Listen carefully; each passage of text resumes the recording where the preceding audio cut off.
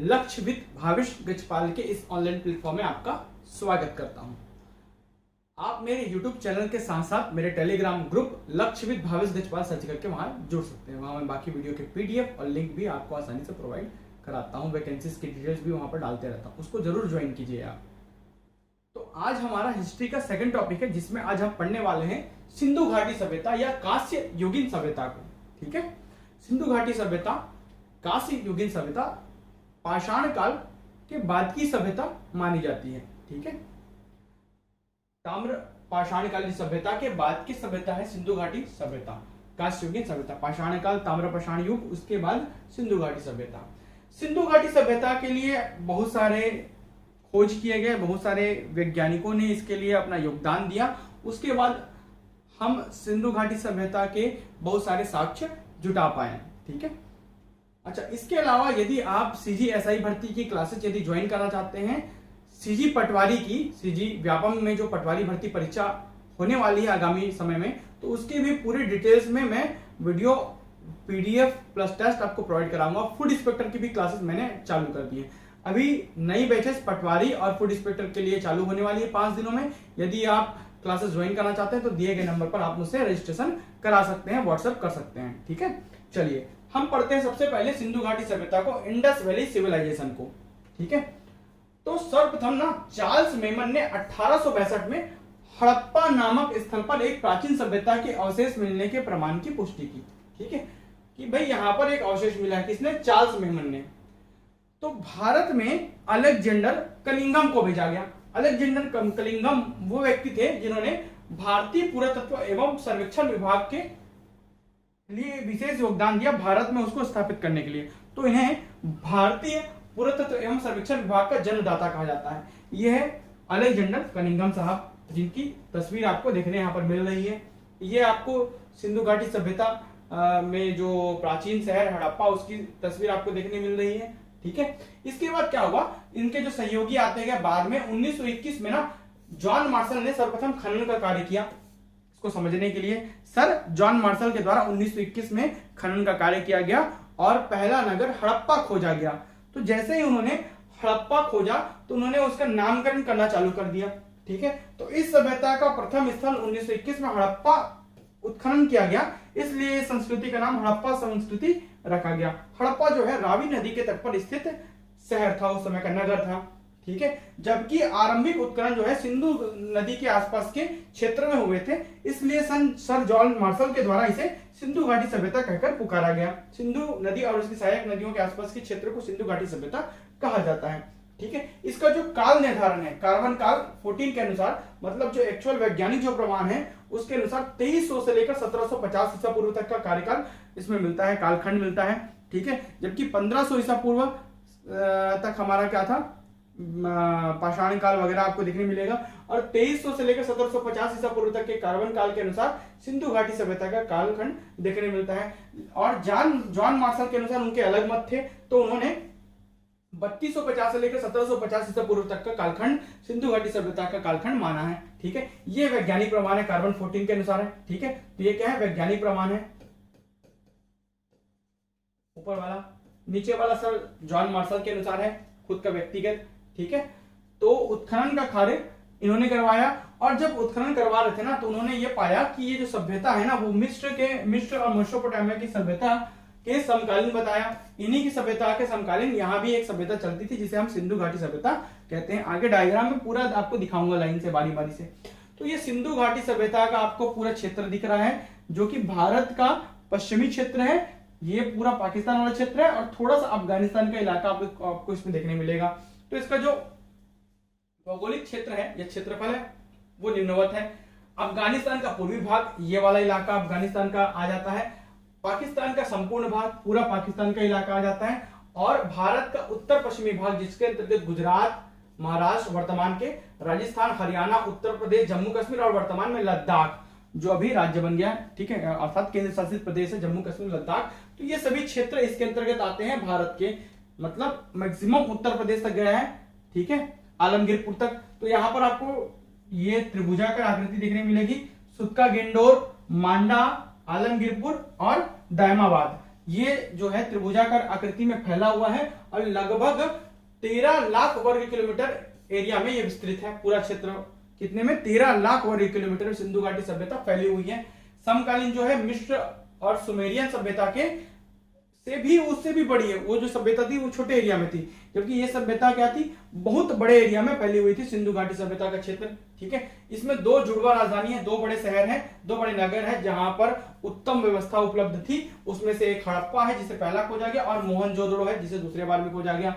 ठीक है, हड़प्पा जो कि रावी नदी के तट पर आपको देखने मिल रहा है, और मोहनजोदड़ो या मोहनजोदारो, ठीक है, ये सिंधु नदी के तट पर आपको देखने मिलता है। सिंधु नदी जो कि हिमालयन नदी है, वहां से निकलकर, ठीक है, पाकिस्तान से बीचों बीच बहते हुए अरब सागर में जाकर अपना मुहाना बना लेती है।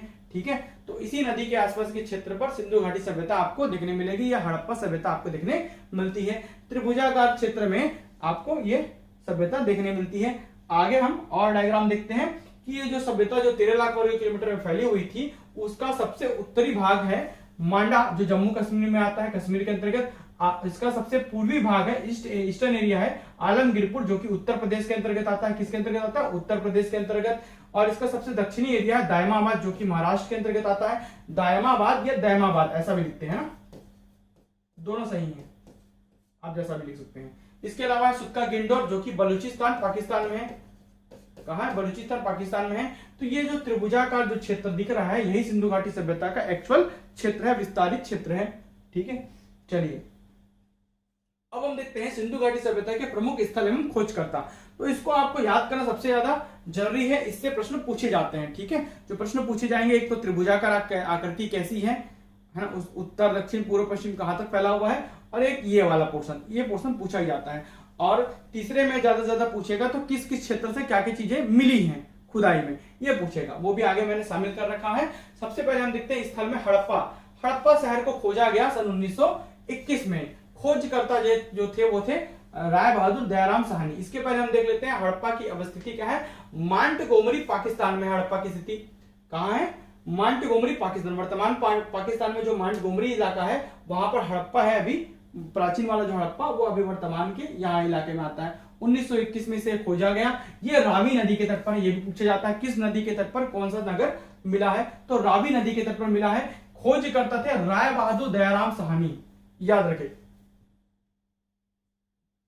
राय बहादुर दयाराम साहनी, आर.डी. साहनी। ठीक है, इसके बाद खोजा गया मोहनजोदड़ो या मोहनजोदारो, जो कि लड़काना पाकिस्तान में आता है वर्तमान। 1922 में इसे खोजा गया। ये सिंधु नदी के तट पर है। और राखल दास बनर्जी जो थे इसके खोजकर्ता थे। ठीक है, हड़प्पा राय बहादुर, ठीक है, हड़प्पा राय बहादुर, मोहनजोदड़ो राखल दास बनर्जी। मोहनजोदड़ो को रखा किसने? बनर्जी ने, तो ऐसा याद रखेंगे। ठीक है, सुत्का गिंडोर बलूचिस्तान पाकिस्तान में आता, 1927 के आसपास खोजा गया। दास्क नदी के तट पर है। दास्क नदी जो कि पाकिस्तान में बहती है। सर मार्क ऑरेल स्टाइल, ये याद रखिएगा, केवल ऑरेल स्टाइल के द्वारा खोजा गया। ठीक है, सुत्का गिंडोर। चन्हू दड़ो जो कि सिंध प्रांत पंजाब पाकिस्तान में आता है, 1931 में इसे खोजा गया। सिंधु नदी के तट पर है। कौन सा? चन्हू दड़ो। सिंधु नदी के तट पर सिंध प्रांत, वहां है चन्हू दड़ो जगह। गोपाल मजुमदार व अर्नेस्ट मैके के द्वारा खोजा गया। गोपाल मजुमदार व अर्नेस्ट मैके के द्वारा चन्हू दड़ो शहर का खोज किया गया 1931 में। ये जो डेट है ना, थोड़ा बहुत ऊपर नीचे अलग अलग बुक में अलग अलग देखने मिलते हैं। डेट पर उतना ज्यादा ध्यान नहीं जाइएगा, डेट आप नहीं भी याद करोगे तो भी चलेगा। ठीक है, बाकी नदी कौन खोज करता, कहां पर अवस्थित है, क्या नाम है, ये याद करना जरूरी है। रोपड़ खोजा गया पंजाब में। पंजाब प्रांत के अंतर्गत, पहले पंजाब प्रांत हुआ करता था, जिसमें अभी पंजाब प्रांत जो है पाकिस्तान में है और हमारे यहाँ पंजाब आ गया। ठीक है, तो 1955 में यह खोजा गया और सतलज नदी के तट पर यह है। यज्ञदत्त शर्मा के द्वारा यह खोज किया गया। लोथल जो कि अहमदाबाद गुजरात में है। ठीक है, बंदरगाह नगर था उस समय का। 54 से 57 में खोजा गया। भोगवा नदी के तट पर है। रंगनाथन राव इसके खोज करता है, लोथल के, याद रखेंगे। सुत कोतड़ा, तो सुत कोतड़ा के जो खोज करता है वो है जगतपति जोशी। तो सुत कोतड़ा जो कि कच्छ गुजरात के अंतर्गत आता है, 1964 में इसे खोजा गया सरस्वती नदी के तट पर, और जगतपति जोशी इसके खोज करता है। आगे बढ़ते हैं हम रंगपुर नगर की ओर। कठियावाड़ा गुजरात के अंतर्गत आता है। ये 1931 में भादर नदी के तट पर इसे खोजा गया। ठीक है, भादर भादर नदी की या मादर नदी के तट पर इसे खोजा गया। अलग अलग जगह अलग अलग बुक में अलग अलग साक्ष्य मिलते हैं। माधव स्वरूप वत्स और रंगनाथन राव, माधव स्वरूप वत्स और रंगनाथन राव इसके खोज करता है। रंगपुर शहर के रंगनाथन राव माधव, रंगपुर शहर का रंगनाथन माधव। धौलावीरा जो कि कच्छ गुजरात के अंतर्गत आता है, 1990-91 में खोजा गया, नवीन स्थल है। रविंद्र सिंह बिष्ट और जगतपति जोशी इसके खोज करता है। कालीबंगल जो कि गंगाधर राजस्थान के अंतर्गत आता है, 1953 में से खोजा गया, घग्गर नदी के तट पर है। और अलमानंद घोष और बीबी लाल बीके थापर, घोष बीबी लाल बीके थापर, बीबी लाल और बीके थापर के द्वारा इसे खोजा गया। आलमगीरपुर जो कि उत्तर प्रदेश में है और सबसे पूर्वी क्षेत्र है सिंधु घाटी सभ्यता का, 1958 में खोजा गया। हिंडन नदी के तट पर है। यज्ञदत्त शर्मा इसके खोज करता हुए। बनावली हिसार हरियाणा के अंतर्गत आता है, 1973-74 में खोज किया गया। रंगोई नदी या सरस्वती नदी के तट पर है। रविंद्र सिंह बिष्ट और जगतपति जोशी इसके खोज करता है। इसमें रविंद्र सिंह बिष्ट, जगतपति जोशी इसमें भी मिलेगा, इसमें भी मिलेगा, जो कि कच्छ गुजरात धौलावीरा में भी है, बनावली में भी है। दायमाबाद महाराष्ट्र में है, 1990 में खोजा गया और रविंद्र सिंह बिष्ट ही इसके खोज करता हुए। बढ़ते हैं आगे। तो आगे जब हम बढ़ेंगे तो हम देखेंगे राखी गढ़ी स्थल को। तो राखी गढ़ी जो हिसार हरियाणा के अंतर्गत आता है, 1969 में इसे खोजा गया, घग्गर नदी के तट पर है। सूरज भान के द्वारा इसे खोजा गया। मांडा जो कि सबसे उत्तरी इलाका सिंधु घाटी सभ्यता का, जम्मू के अंतर्गत आता है, 1982 में इसे खोजा गया। चिनाब नदी के तट पर है। जगतपति जोशी इसके खोज करता हुए। अब हम बारी बारी से विस्तार से क्या क्या चीजें मिली हैं मुख्य मुख्य शहरों के भी, सभी को नहीं पढ़ाऊंगा, मुख्य मुख्य शहर जिससे प्रश्न आते हैं स्टार बना दूंगा मैं सीधा सीधा। तो सबसे पहले हम बात करने वाले हैं आज हड़प्पा सभ्यता की, जो कि पहला नगर था जो खोजा गया। खोजकर्ता आपको पता है 1921 में सन जॉन मार्शल के नेतृत्व में राय बहादुर दयाराम साहनी के द्वारा इसे खोजा गया। ठीक है, इसकी खोज की गई, इसलिए सभ्यता का नाम क्या है, सर्वप्रथम हड़प्पा सभ्यता इसे रखा गया। ठीक है, रावी नदी के तट पर है ये। और मांटगोमरी पंजाब प्रांत पाकिस्तान के अंतर्गत आता है, मांटगोमरी के अंतर्गत। ठीक है, कौन सा, हड़प्पा सभ्यता। विशेष क्या है, सिंधु घाटी सभ्यता का दूसरा बड़ा नगर है। तो पहला कौन सा है, मोहनजोदड़ो। पहला जो सबसे बड़ा नगर है वो है मोहनजोदड़ो, जो कि पहली राजधानी है, और दूसरी राजधानी कहा जाता है हड़प्पा को, जो कि दूसरा बड़ा नगर था। ठीक है, द्वितीय राजधानी थी। इसका संबंध किससे था, बेबीलोन से था। किससे था, बेबीलोन से था। ठीक है, आगे बात करते हैं खोज से प्राप्त सामग्री, मतलब हड़प्पा में जो खोज से जो प्राप्त सामग्री थी वो क्या क्या थी, यहीं पर से प्रश्न आने हैं। तो अन्नागार मिले हैं, क्या मिले हैं, अन्नागार, 2 कतारों में कुल 12 अन्नागार, अन्न भंडार मिले हैं। धान्य कोठार जिसे बोलेंगे, तो अन्न को स्टोर करने के लिए 12 अन्न भंडार मिले जहां पर धान को स्टोर करके रखा जाएगा। 2 प्रकार के कब्रिस्तान मिले हैं, R30 जो उसको कोडिंग दिया गया था, और H प्रकार के R37 और H प्रकार के कब्रिस्तान यहां पर देखने मिले हैं। इसके अलावा पृथ्वी देवी या मातृ देवी की प्रतिमा मिली है, बाजू में आपको देखने मिलेगी पृथ्वी देवी या मातृ देवी की प्रतिमा, और बहुत सारी प्रतिमाएं आपको देखने मिलेगी। कांस्य की इक्का गाड़ी, कांस्य की या कांस्य की इक्का गाड़ी देखने मिली है, बैलगाड़ी टाइप से, है ना। और जले हुए गेहूं, जौ और भूसे के तिनके प्राप्त हुए हैं।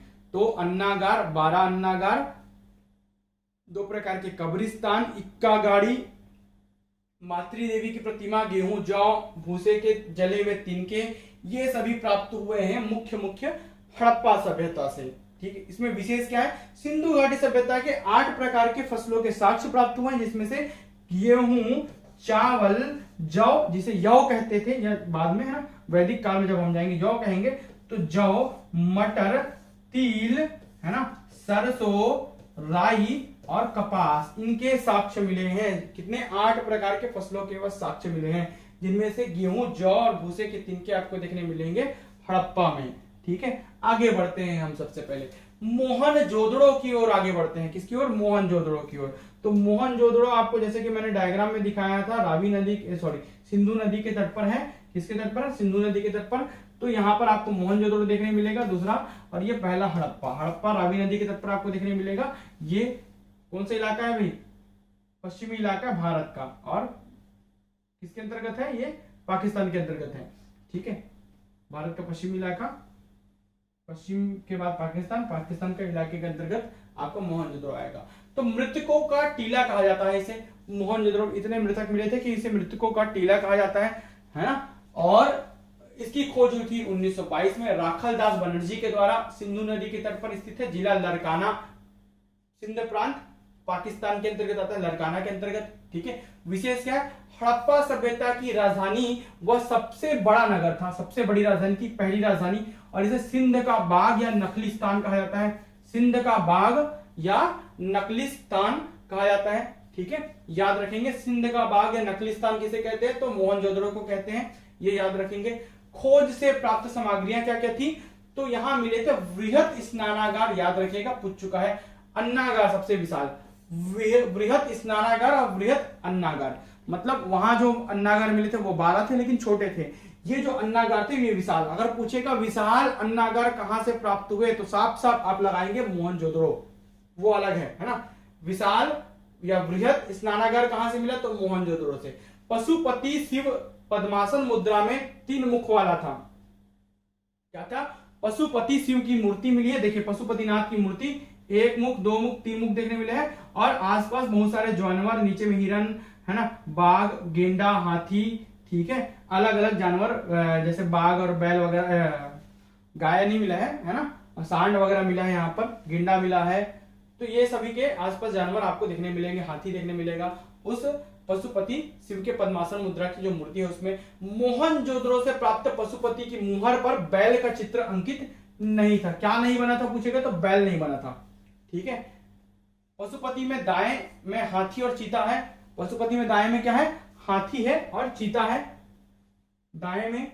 बाएं में गेंडा और भैंसा है, ये भैंसा और ये गेंडा। ठीक है, जबकि पैरों के नीचे आपको हिरन देखने मिलेंगे। क्या देखने मिलेंगे, हिरन देखने मिलेंगे पशुपति की मूर्ति में। ये पशुपति की मूर्ति आपको बाजू में शो हो रहा है। ठीक है, योगी जिसे पशुपति कहते हैं, जो कि योगी थे उस समय के, उसकी मूर्ति मुहर पर भी प्राप्त हुई है। ठीक है, सूती वस्त्र व ऊनी वस्त्र का साक्ष्य प्राप्त हुआ है मोहनजोदड़ो से। ठीक है, पुजारी की मूर्ति मिली है, गले हुए तांबे के ढेर मिले हैं, मतलब तांबे से परिचित थे सिंधु घाटी सभ्यता वाले, लोहे को नहीं पहचानते थे, तो लोहे से परिचित नहीं थे।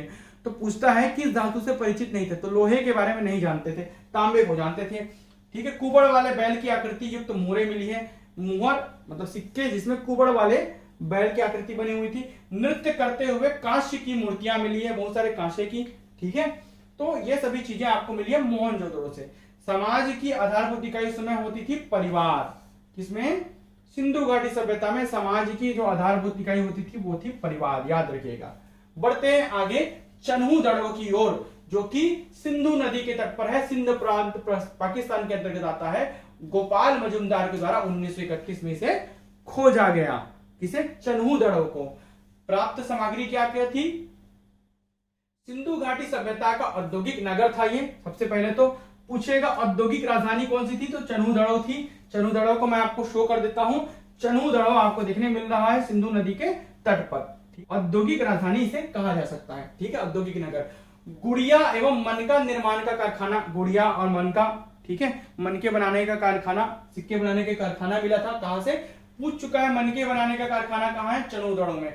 झूकर झांगर संस्कृति के साक्ष्य मिले हैं, किसके, झूकर झांगर संस्कृति के साक्ष्य कहां से मिले, ये पूछा गया था, तो आप लगाएंगे चन्हू-दड़ो से। प्रसाधन सामग्री के साक्ष्य मिले हैं, मतलब जो लिपस्टिक, पाउडर, काजल, कंघा वगैरह के साक्ष्य है ना, जिसे प्रसाधन सामग्री बोलते हैं, वो चन्हू-दड़ो से मिले हैं।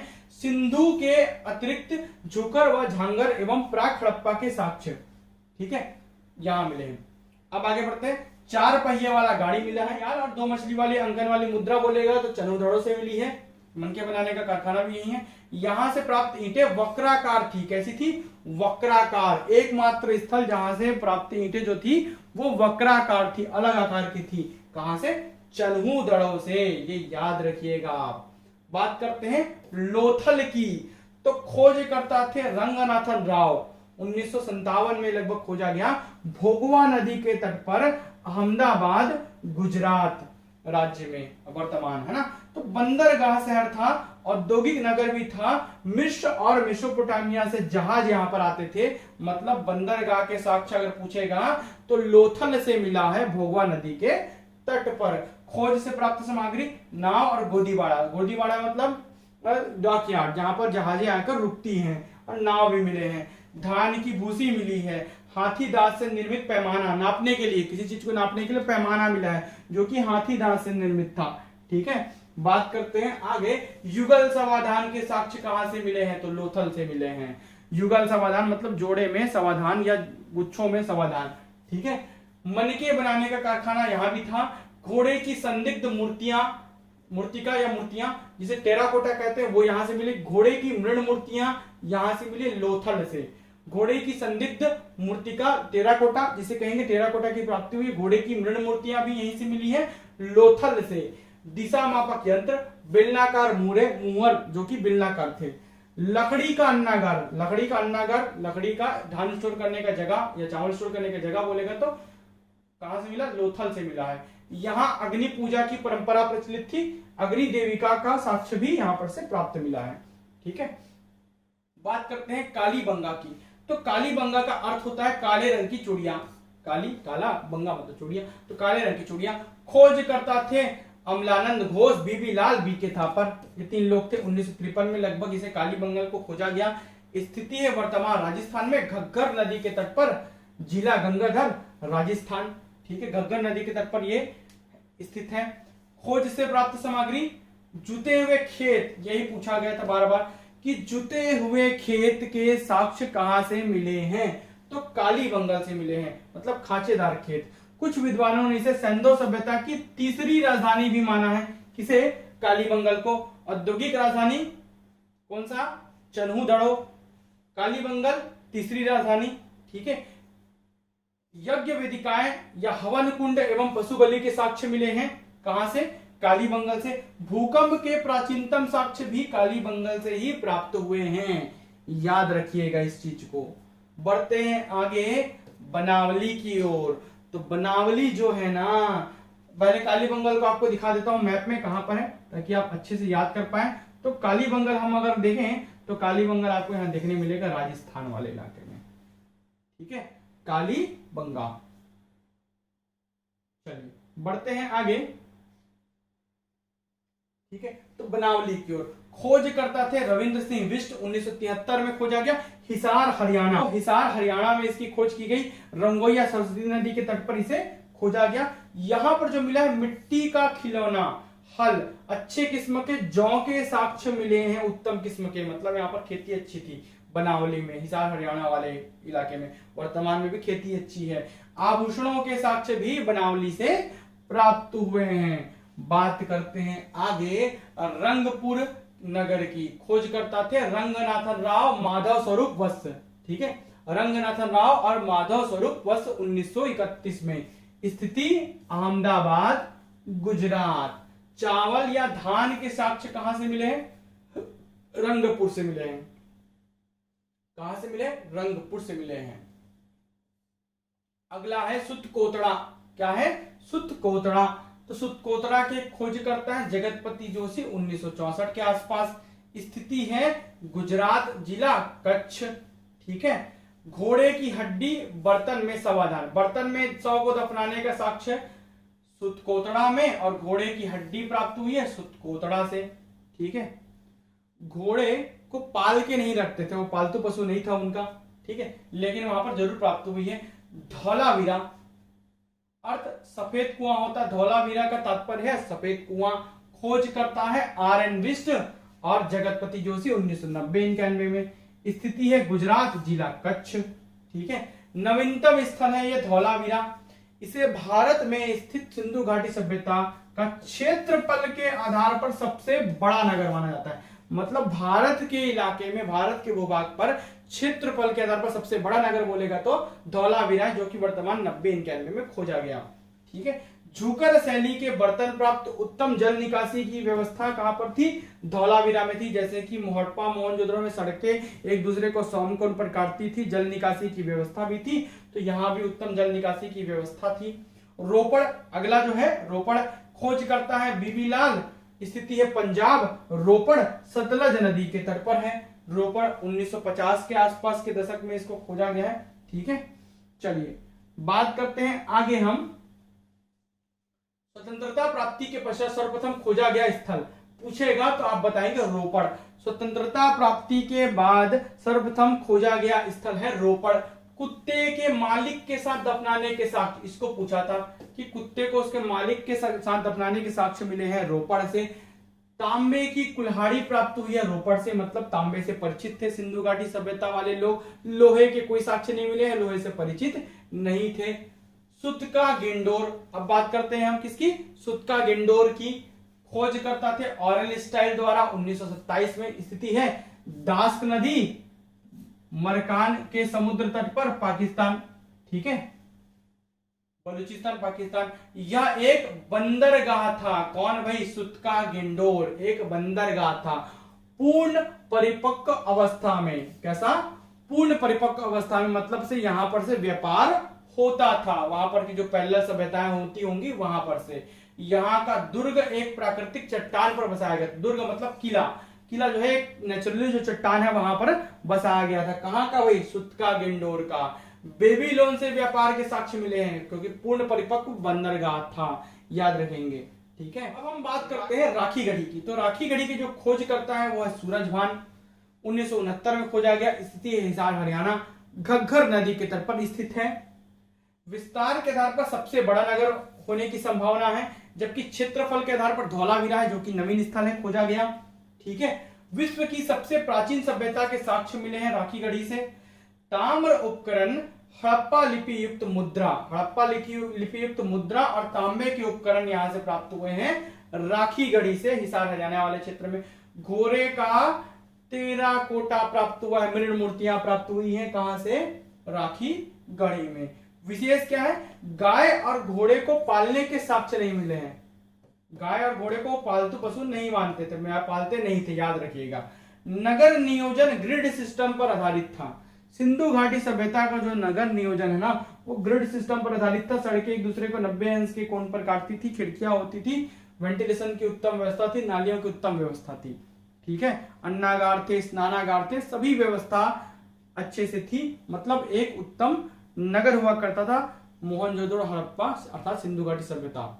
ठीक है, इस प्रकार से सिंधु घाटी सभ्यता यहां पर समाप्त होती है। आई होप ये वीडियो आपको पूरा समझ आया होगा। वीडियो को बार बार देखें और पूरा याद कर लें। इसके अलावा आप सीजी व्यापम पटवारी भर्ती परीक्षा जो कि आगामी आने वाली है, फूड इंस्पेक्टर परीक्षा और साथ ही साथ सीजी एसआई परीक्षा की क्लासेस यदि ज्वाइन करना चाहते हैं, एकदम आसान किस्तों में आप पे करके क्लासेस ज्वाइन कर सकते हैं। तो दिए गए नंबर पर आप मुझे व्हाट्सएप जरूर करें। Thank you.